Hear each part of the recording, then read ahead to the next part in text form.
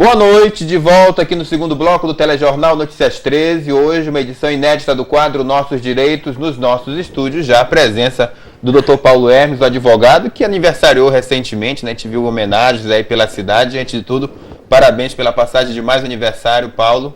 Boa noite. Boa noite, Clédson. Boa noite, amigo de casa. Obrigado. Fiquei muito feliz com os parabéns que recebi dos amigos, com festa surpresa e com outdoor na cidade. Fico muito feliz. Obrigado, meus amigos que fizeram isso por mim. Eu não vou os esquecer, né? Vamos aqui direto ao assunto. Hoje vamos falar da revisão do Fundo de Garantia por Tempo de Serviço. É um assunto que já está tomando conta aí do país. As pessoas comentam muito. Que revisão é essa? Que revisão é essa, Paulo? Clédson, essa revisão do Fundo de Garantia ela é muito simples, né? Quem tem conta vinculada ou quem tinha conta vinculada do FGTS na Caixa Econômica entre 1999 e 2013 poderá judicialmente buscar revisão destes valores. Por quê? Porque o governo, através da Caixa Econômica, remunerava esses juros, remunerava os juros da conta vinculada, né, do Fundo de Garantia, com a taxa TR. E essa taxa TR foi considerada injusta pelo Supremo Tribunal Federal. Bom, ela sendo considerada injusta, ela não serve como parâmetro para essa valoração da conta, né? Então, essa taxa foi declarada injusta entre 1999 e 2013. E para que essas novas ações? Estão se buscando o judiciário para quê? Para que o judiciário diga qual é o índice de juros a ser aplicado no Fundo de Garantia.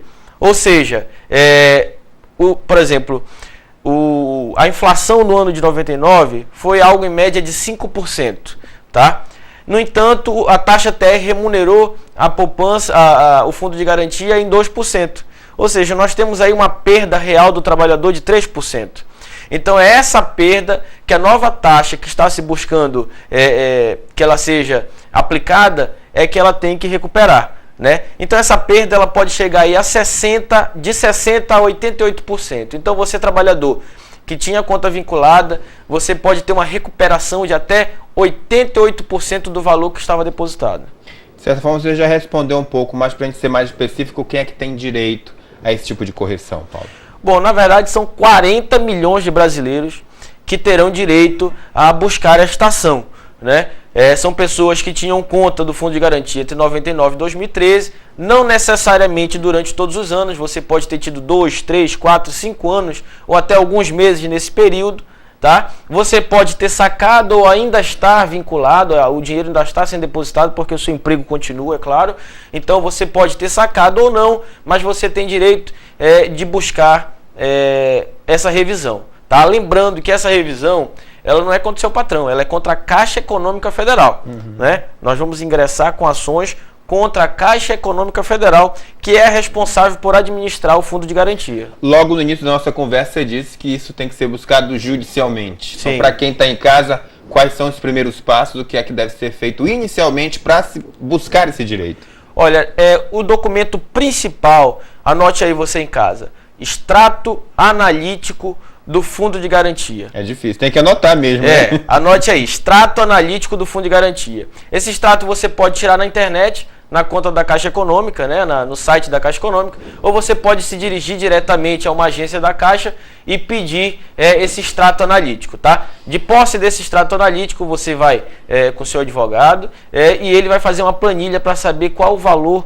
a ser recuperado do seu Fundo de Garantia. Então tá, os documentos são extrato analítico do Fundo de Garantia, o seu comprovante de residência, a cópia do seu RG e do seu CPF.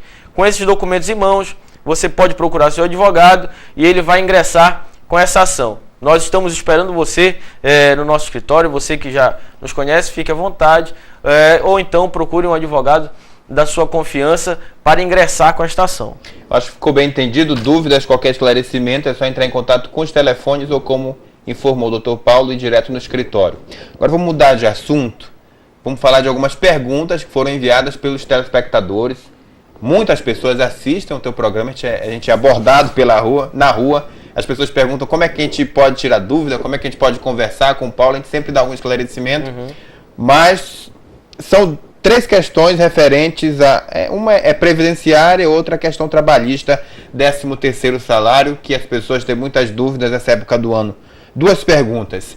Quem trabalha sem carteira assinada tem direito ao 13º? E ainda falando sobre 13º, o rapaz enviou uma pergunta dizendo que recebeu um determinado valor do salário durante todo o ano.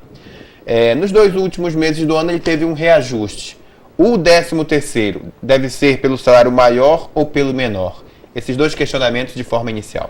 Bom, a primeira pergunta, em relação ao 13º daquele que não tem carteira assinada, eu vou até reforçar uma ideia que eu já passei várias vezes aqui. Você que não tem carteira assinada, não é porque não tem a carteira assinada que você não tem direitos dos trabalhadores normais. Você tem sim o seu direito. Então você tem direito a receber o 13º, você tem direito a receber as férias, tá? Se o seu patrão não faz isso durante o seu contrato de trabalho, após a sua demissão, você pode entrar com uma ação na Justiça do Trabalho e buscar receber tanto o 13º como férias, fundo de garantia e muitos outros direitos que aqueles que não têm carteira assinada geralmente não recebem, né? Questão do salário. Ah, sim, desculpa. 13º, né? A questão do salário. Olha, o salário 13º deve ser em cima do maior salário, do último salário, tá? Então ele é calculado para beneficiar o trabalhador. Então não é o menor salário a ser aplicado, e sim o maior salário. Respondido. Questão previdenciária. Uma outra pergunta. Um cidadão enviou uma pergunta dizendo que trabalhou de carteira assinada por aproximadamente 10 anos. Só que hoje ele é trabalhador rural. O que é que ele deve fazer para se aposentar? Ele pediu um conselho. Ele deve pagar o sindicato rural para ingressar com pedido de aposentadoria rural, aposentadoria especial, ou continuar pagando o INSS? Olha, o correto é você vai complementar uma aposentadoria, vai complementar outra. Ou seja, o período em que você foi urbano vai contar. São 10 anos, você precisa de 15 anos pelo menos de contribuição, e o período que você for rural, que você contribuir através do Sindicato dos Trabalhadores Rurais, também vai contar, tá? O importante é ressaltar que você não vai poder se aposentar como aposentadoria especial rural, que seria, no caso, 55 anos para as mulheres e 60 anos para os homens. No caso, você vai se aposentar com 65 anos, tá? Mas garantindo aí os 15 anos de contribuição, ou seja, os 10 anos na cidade e os 5 anos no campo. Tem que garantir os 15 anos de contribuição. Tem que comprovar junto à Previdência os 15 anos. Eles vão se complementar para você poder se aposentar. Alguma situação que ficou pendente, você gostaria de esclarecer, de reforçar?